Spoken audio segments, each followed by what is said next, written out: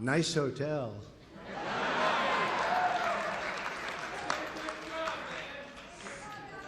Under budget and ahead of schedule. Isn't that nice? Now, it is a great honor. This is our brand new ballroom, and you only see a small piece of it because we have it broken down. But this is, the hotel is completed. We'll be having our opening ceremony in October, and it's going to be something very special. It's such an honor to have our first event. This is our first event. And it's such an honor to have our first event for Medal of Honor winners. I mean, they are the finest. And to get so many endorsements from the Medal of Honor winners is incredible. And I look forward to spending a lot of time. Come here.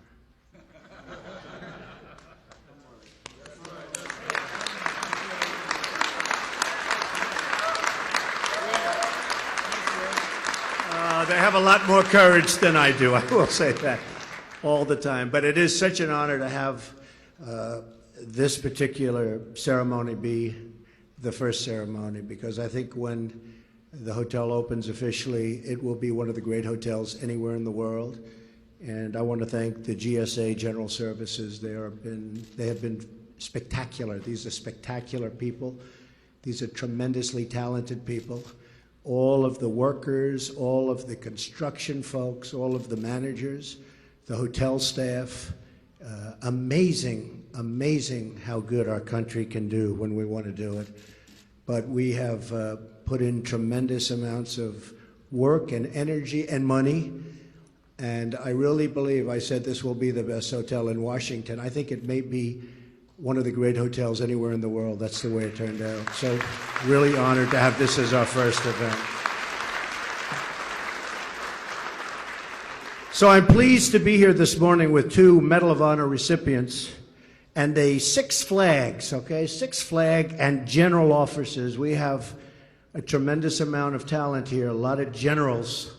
And General Kellogg, General Flynn, we have just, the room is stacked with generals and talented people and leaders. I love leaders. The great people represent 120 flag and general officer endorsements. 120.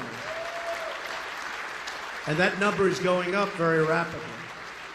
And now 17 Medal of Honor recipients. In addition, it's a tremendous amount of very, very brave people. In addition, I'm honored to be joined by the many veterans that are supporting us all throughout the room. Thank you very much for being here.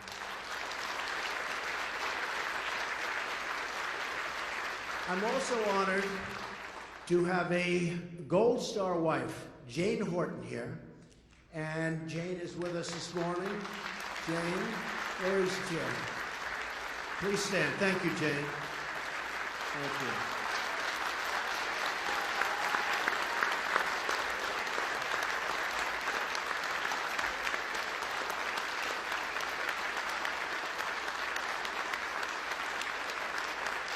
Incredible. Jane lost her husband, Specialist Chris Horton, in Afghanistan on September 9th, 2011. And Jane, it's such an honor to have you here. And I hear so many things about Chris, and he was a winner. And thank you very much on behalf of the country. Thank you. It's incredibly humbling to be in the company of these real and true heroes. I have the privilege to introduce our first Medal of Honor recipient, Mike Thornton. Mike is a retired United States Navy SEAL, a tough cookie, and a recipient of the United States military's highest decoration, the Medal of Honor, for his actions in Vietnam, the Vietnam War. In addition, he is the recipient of a Silver Star, 3 Bronze Stars, and a Purple Heart. I'm proud to have him on my team. Such a great honor for me. And also fellow recipient Bob Patterson, who likewise has the Medal of Honor. who is also here. We have 17 Medal of Honor recipients, and they've all endorsed me for President of the United States. And I have been endorsed by generals, and many of the generals have become very good friends of mine. We seem to have a very good chemistry together. But even the generals admit there is something very special about Medal of Honor recipients. So, Mike, if I might ask you to just say hello, come up, say a couple of words, and thank you very much for being here. Thank you, ladies and gentlemen. Whoa, stop. We don't need no more of that. This is all about getting the word out there. I have known Mr. Trump since 1986, and when it wasn't fashionable to support the military in 1986, some great people like Donald Trump and Zach Fisher, and then we bought the USS Intrepid there, and he supported us back in that period of time. You know, ladies and gentlemen, the medal I wear so proudly around my neck, I do not deserve the medal, never will feel I deserve the medal, but it belongs to every man and woman who's ever served our great nation of America. Because, ladies and gentlemen, freedom is not free.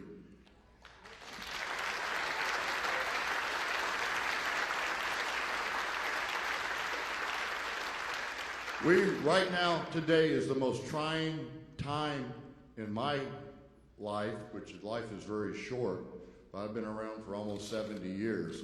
But you know, this election means so much. We do not need any more bureaucratic leadership from Washington, D.C. We need true leadership from the top.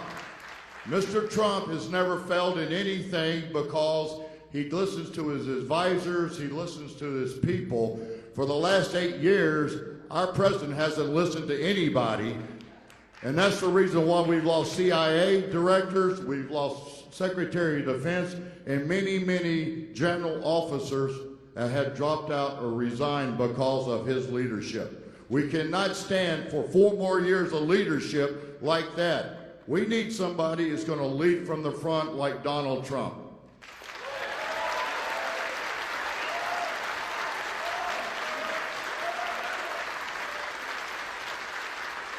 So thank you very much for having us here. God bless you, God bless America, and God bless Donald Trump.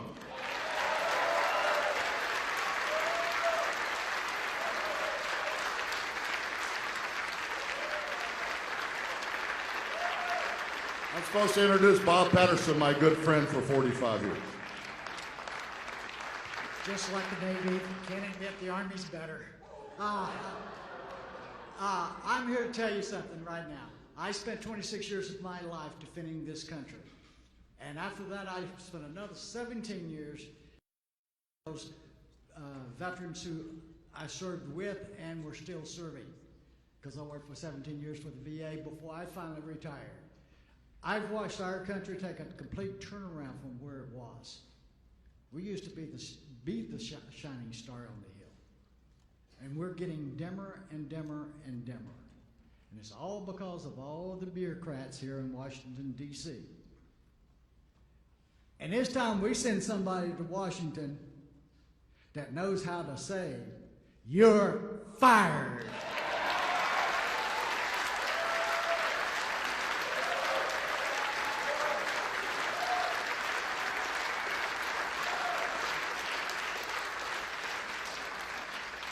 The gentleman I'm going to introduce is the Major General Zapanta. He is the CEO and President of the United States Mexican Chamber of Commerce based here in Washington, D.C. He's held service, served on many commissions under Presidents Nixon, Ford, Reagan, and both the Bushes. General Zapata entered the military in 1964. And he has numerous awards and decorations, including Silver Star, 5 Bronze Stars with V for Valor and the Purple Heart.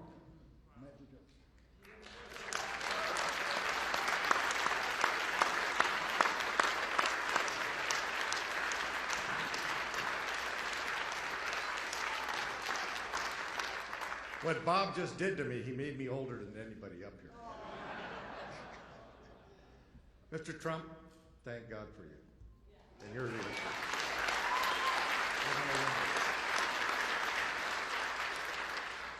You know, being a Vietnam veteran and serving all the way through the Iraq and Afghanistan war in the Department of Defense as the chairman of the Reserve Forces Policy Board, where half of the military that we deployed to that region 15 years ago, and we're still there, were National Guard and reservists. And when they came home, they couldn't use the VA because they were not veterans, because they were still part of their Reserve and National Guard unit. I know the next President of the United States, Donald Trump, will fix that.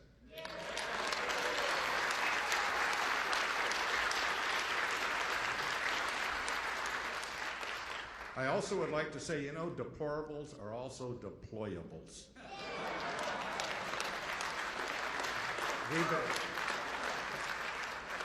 Ladies and gentlemen, it is an honor for me to be here in supporting the next President of the United States who will lead from the front, who has the kind of leadership that we need, is not afraid to make that decision. Ladies and gentlemen, I'm really honored to be with Donald Trump, and I'm all with you.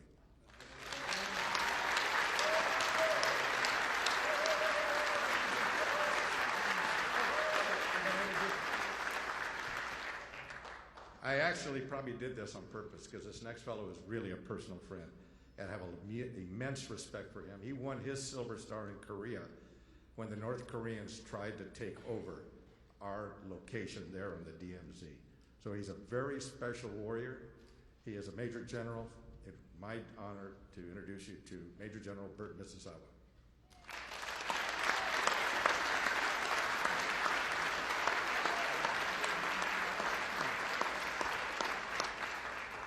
Thank you, Al, and we do go way back. But I don't really go back to the Korean War, but that's indeed where I was awarded the Silver Star. After 40 years of serving this nation in uniform and 4 combat deployments, I've become convinced that our nation needs a multidisciplinary interagency approach to defeat our enemies and to secure the long-term fruits of victory. In essence, what we need is some fresh thinking, innovative approaches, and strong leadership. It's been my privilege to have spent some quality time with Mr. Trump on and off the campaign trail over the past few months. And I have been extremely impressed with this gentleman's stamina. And if any of you were privy to his schedule, you would be totally amazed at what he has been able to do.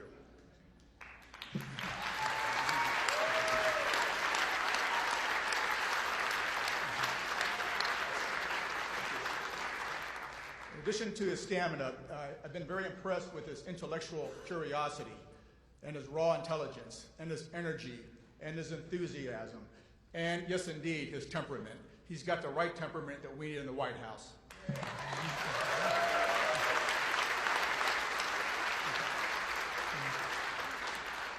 But the thing that I've been most impressed with is his absolute love for the men and women in uniform and the support that he's going to give them from the White House.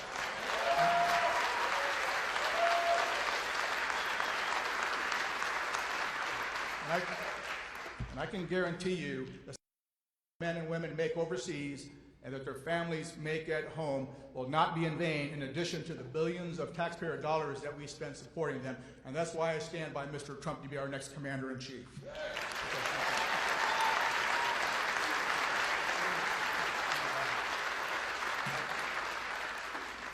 Now it's my pleasure to introduce fellow comrade in arms, Admiral Don Loren. He's a Naval Academy graduate from the class of '74.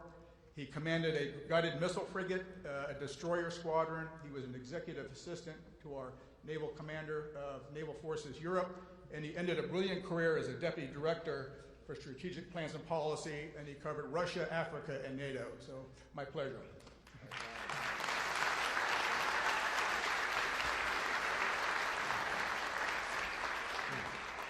Well, thank you, everyone. We are a group of national security professionals who dedicated our lives to the security of our nation, as deplorable as we are. We are not a political group, but we are a national security group that has chosen to support a political candidate. The series of discussions you've all listened to Mr. Trump have deal with national security. National security is not solely about the military. It's comprised of many facets: defense, diplomacy, development, economic security, energy security, border security, cyber security, homeland security. The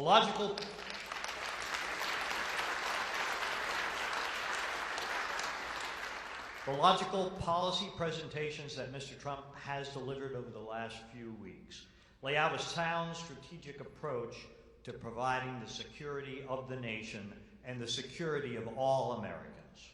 These policies comprise a holistic approach to addressing the complex facets of national security in a complex and extremely dangerous international world. Moreover, Mr. Trump combines this multifaceted approach to our security with a pronounced commitment to those in uniform serving our nation today. And in fact, all veterans who have worn the cloth of the nation. And that commitment extends to the families of those who have served.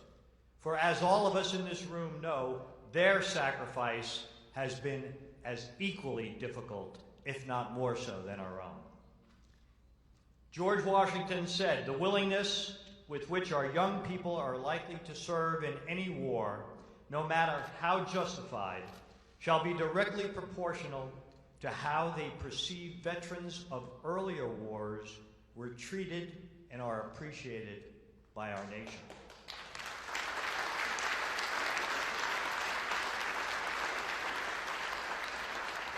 Mr. Trump has embraced those words of our first president. Mr. Trump has also shown an extreme dedication to those that have shouldered the wounds of battle in the service to our nation. And we have several of those people with us today. And he has committed himself to the words of President Abraham Lincoln, words that are emblazoned in the motto of our Department of Veterans Affairs: to care for him who shall have borne the battle and for his widow and orphan. This is why all of us here are assembled to support Donald Trump for president. We have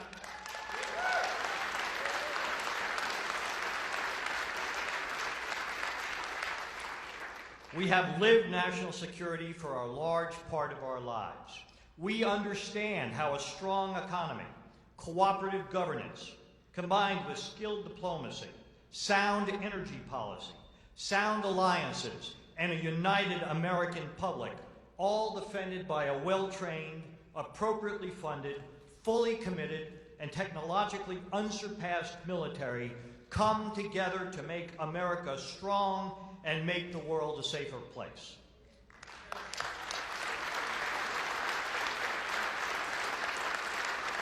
And finally, all of us on this stage, all of you in the audience who have served, you took an oath. You pledged, sealed with the honor and commitment in your own lives. An oath not solely to our country, not to our flag, not to a chain of command, or not to a commander-in-chief, but an oath to a piece of paper, a piece of parchment upon which is written those ideals in which we believe, those values that define us as a nation, those very virtues that those who have served before us defended with their lives. An oath to defend the Constitution of the United States from all enemies, foreign and domestic, and to bear true faith and allegiance to that Constitution. To form a more perfect union, to establish justice, to ensure domestic tranquility, to provide for the common defense, to promote the general welfare, and to secure the blessings of liberty to ourselves and our posterity. That oath is important to all of us here today.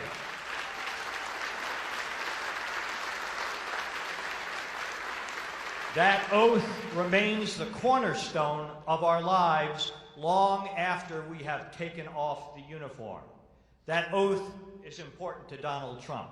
and he, in fact, will take that very same oath on January 20th, 2017.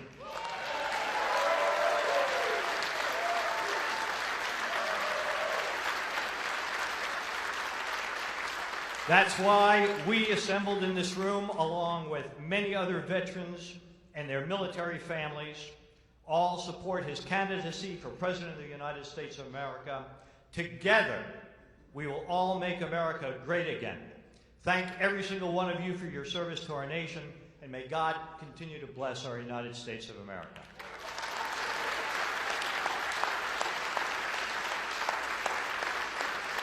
It's my pleasure now to introduce Lieutenant General Tom McInerney, a West Point graduate, but we won't hold that against him. Commissioned as a second lieutenant in the Army, he then joined the Air Force, completed pilot training, and went on to a long, distinguished military career, including Assistant Vice Chief of Staff, Headquarters, U.S. Air Force. His awards are numerous, including the Distinguished Service Medal, Defense Superior Service Medal, Legion of Merit, Distinguished Flying Cross, Bronze Star. A true good American hero, Tom McInerney.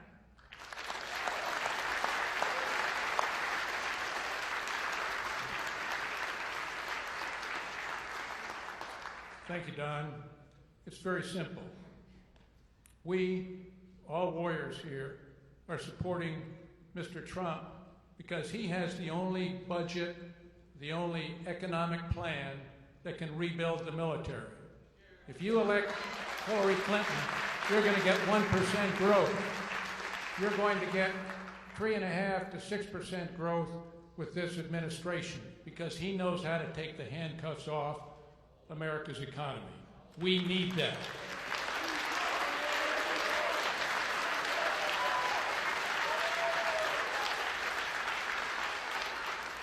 Make it very clear to the American people there is only one candidate that can rebuild the United States military and make us great again. Now, it's my distinct pleasure to introduce Lieutenant General Keith Kellogg, who is on the national security part of Mr. Trump's team. He's doing the transition team for defense and VA affairs. Keith had 2 tours in Vietnam with the 101st Airborne Division and then with Special Forces. He has a very distinguished career, culminating in the commander of the 82nd Airborne Division, the All-American Division, and finally finishing up as a J6 in the Joint Staff because the chairman wanted a warrior. Keith is a warrior. God bless you, Mr. Trump, and God bless America. Keith Kellogg.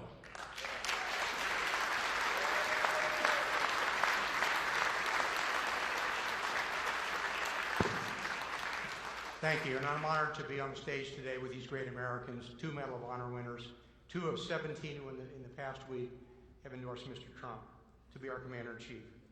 These are men who know the meaning of courage. They know sacrifice, they know character, and they're with us. And I also want to identify again, as Mr. Trump said earlier, Mrs. Jane Horton, the Gold Star wife of Chris Horton. Chris was a great young sniper with the 45th Infantry Division, the Thunderbirds of Oklahoma, and God bless you, and God bless what he has done as well. And to be these great veterans behind me who have served our nation so well. You know, we started last week, just last week, there were 88 who signed. We're over 165 today.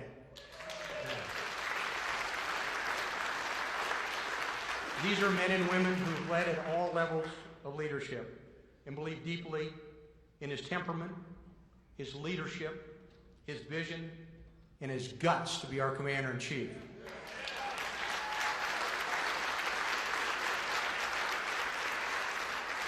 For those of you watching, let me tell you a little bit about the people who support him, the people behind me, and the people who are not here, and to the millions of Americans who hopefully are watching. These are commanders who fought in Afghanistan. They fought in Iraq. They fought in Mogadishu. They fought in Panama. We have leaders who've been wounded fighting for this nation. We have leaders who hunted down Saddam Hussein. And one of the commanders we have on our team hunted down and killed Pablo Escobar, the Colombian drug lord. We are in the middle of a changed election. It's really quite simple. To those of you here today, to those of you listening out there, and to those of you watching, if you want to keep the status quo with all its failures and promises of more of the same, then you know where you can go. Or if you want to move forward with courage, be what we can be, what we should be, and what we will be, then you will elect Donald Trump to be President of the United States of America.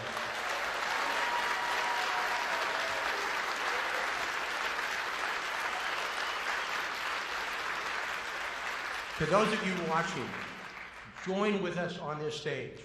Join those millions who've already stood with us in the past months to carry this man, and with him, our nation, to victory on 8 November.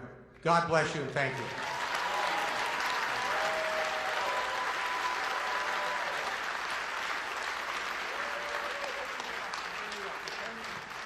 Okay, without further ado, the person that you're here to see and here to listen to, the next President of the United States, Donald J. Trump.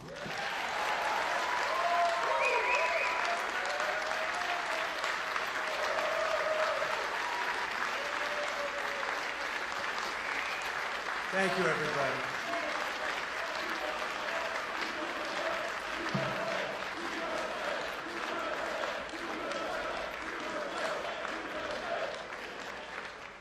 Thank you, everybody. Please sit down. Thank you. This is such an amazing honor. And the difference is we want to all get back to work, whether it's building our military or building our country. We have to get back to work. We have a lot of work to do. We've been very much left behind.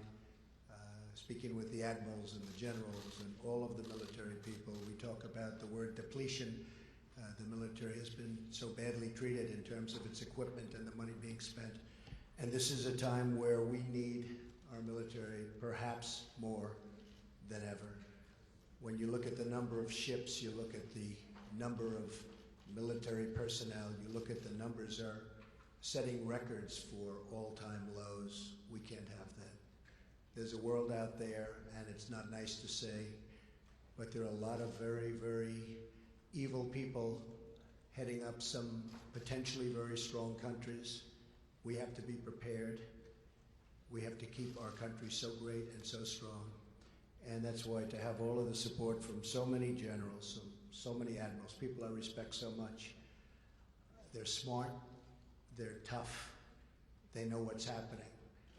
And I believe in them totally, and that's why the fact that they believe in me is one of the great honors of my life. So I want to thank everybody. Thank you.